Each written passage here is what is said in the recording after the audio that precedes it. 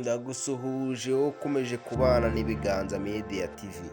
Nizere yuko kabisa aho uherereye hose ibintu bikomeje kugenda neza gatanu ku kandi.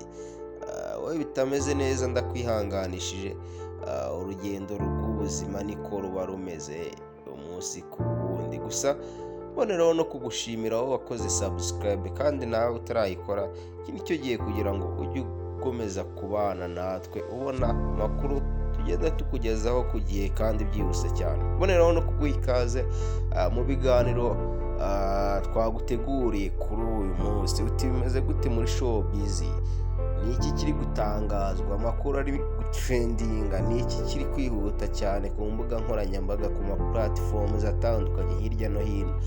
Uyu muhanzi Burna Boy yaryohewe n'urusenda akabanga rukorerwa mu Rwanda. Uti bimeze gute rero uyu muhanzi?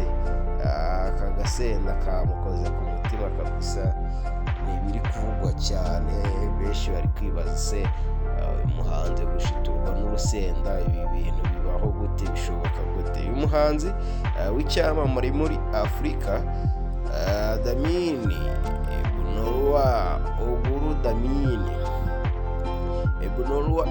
Damini wamamaye nka Burna Boy yavuze ko urusenda rwiswe akabanga rukorerwa mu Rwanda rwamuryoheye ku buryo budasanzwe. Yabivuze mu kiganiro Leta with Joyce Holland BBC gitambuka kuri BBC 2. Burna Boy yavuze ko aho agiye hose yitwaza urusenda rw'akabanga kubera uburyohe bwako. Burna Boy yabivuze ubwo Joyce Holland yari amubajije niba hari ikintu akunze kwitwaza kenshi iyo ari mu rugendo cyangwa afite ibitaramo hirya no hino ku isi. Uyu Burna Boy kabisa ni ibintu bikomeje kugenda bigarukwaho, avuga uburyo uru rusenda rwamuryoheye mu buzima bwe, kugeza n'ubwo agenda rwitwaje mu ikote yambara cyangwa se n'ipataro cyangwa n'ikabutura aho yaba agiye hose. Ntago atangwa n'aka kabanga. Mu gusubiza Burna Boy yagize ati mugabo nitwaza urusenda, hari urusenda rwitwa akabanga, niba nibuka neza umushongi w'akabanga uryoha cyane, niyo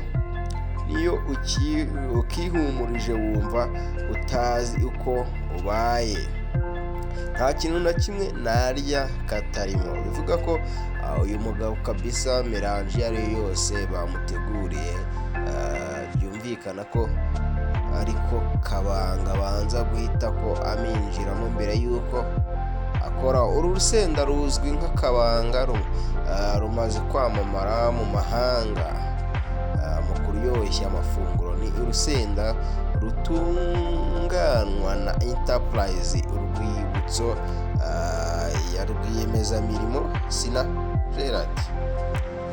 Iki kiganiro Burna Boy yagaragarijemo uburyohe bw'akabanga agihuriyemo n'abaririmbyi batandukanye barimo Mauritius, Muhaford n'abandi. Burna Boy ni umwe mu bahanzi bakomeye bakorera umuziki wabo muri Afurika.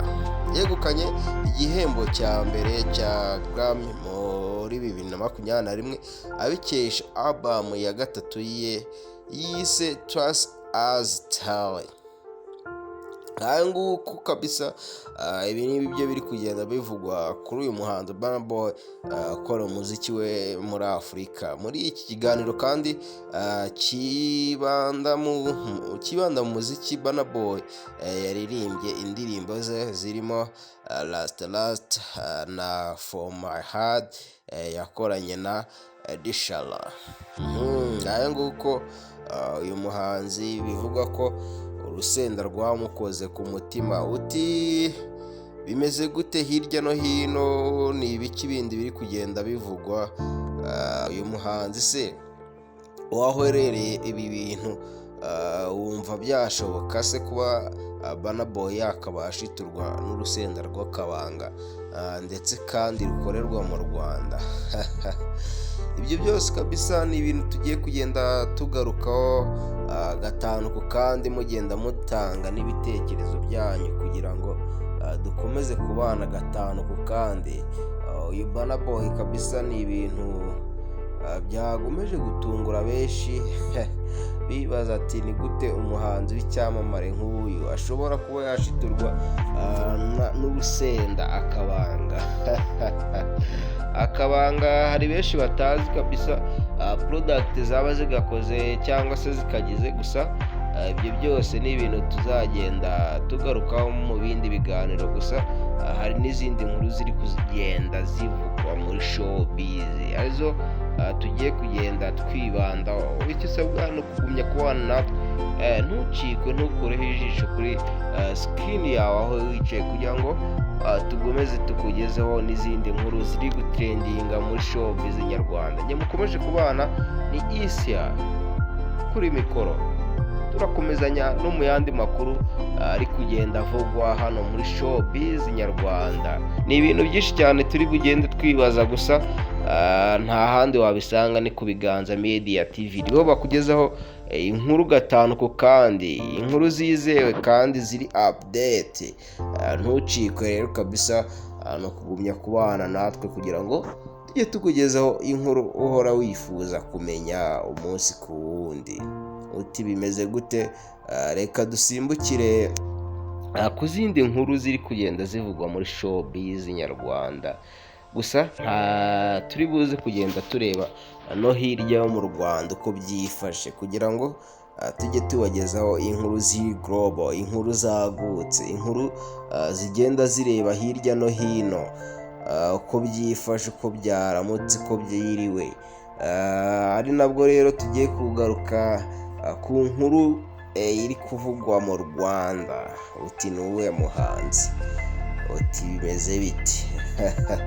Ndabizi aho uherereye hose ufite amatsiko kabisa, ufite amatsiko menshi ntibyabura. Gusa niyo mpamvu nihuse aka kanya kugira ngo duhite ko turasa ku ntego twihuta cyane, kugira ngo n'ubundi twongere tugaruke ku nkuru duhora tugutegurira. Urukundo rwa Cyusa na Jeannine waci mu butita, bimeze bite rero? Amakuru yizewe agera ku gihe avuga ko urukundo rwa Cyusa na Jeannine Nowaca bari bamaze umwaka urenga bakundana, rwamaze kuzamo kidobya, ndetse kugeza ubu aba bombi batari gucana uwaka. Kuva muri 2021 urukundo rwa Cyusa na Jeannine rwari rwatangiye mu ibanga, rwakajije umurego, bigeze mu bakunzi imyidagaduro babatera imijugujugu. Uti wapi? Ati ibyo ni ibiki? Ati ibyo bije gute? Ababateraga imijugujugu babishimangiraga ku kuba umuziki wa Cyusa yaba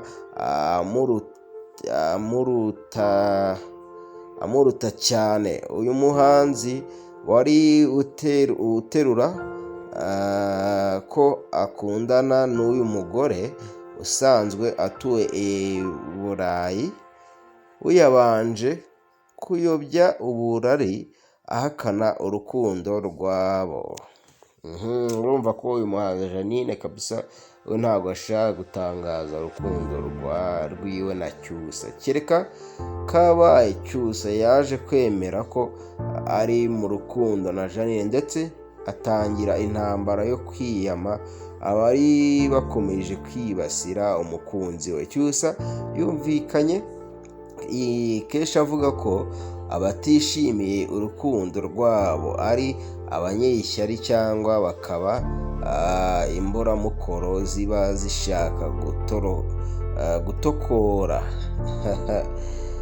ijisho ry'abandi kandi ayabo akomerewe. Ndagira ngo umva ahantu kabisa uyu Cyusa kabisa kuba yavuze ati ushaka kuntokora gute nawe ubwawe utitokoye? Urantokora agasimba kamwe mu maso yawe harimo udusimba hafi 50. Ibyo biraza kugufasha iki? Ibyo biraza kugeza kuki? Iyo rero ni message kabisa uyu muhanzi abagejeje ku bantu bari batangiye kumwibasira. Gusa reka twihute n'ibigenda bivugwa kuri we. Akanwa kacyuriraga abanyegaga. Aya magambo arakomeye kabisa aho uherereye hose. Ngira ngo ni ibintu bibabaje cyane yashyize hanze rwose kuri platform ziwe. Uti akanwa kanyegaga urukundo rwabo canga wo muri Zanzibar aho bari bagiye gusangirira ubuzima Ugushyingo 2021. Kuva ubwo ku mbuga nkoranyambaga abakunzi b'imyidagaduro ijisho bari hanze Cyusa na Jeannine gato bakoze kakaba inkuru ikomeye muri Gashyantare 2022 ubwo Jeannine yizihizaga isabukuru y'amavuko yagiye kuyisangirira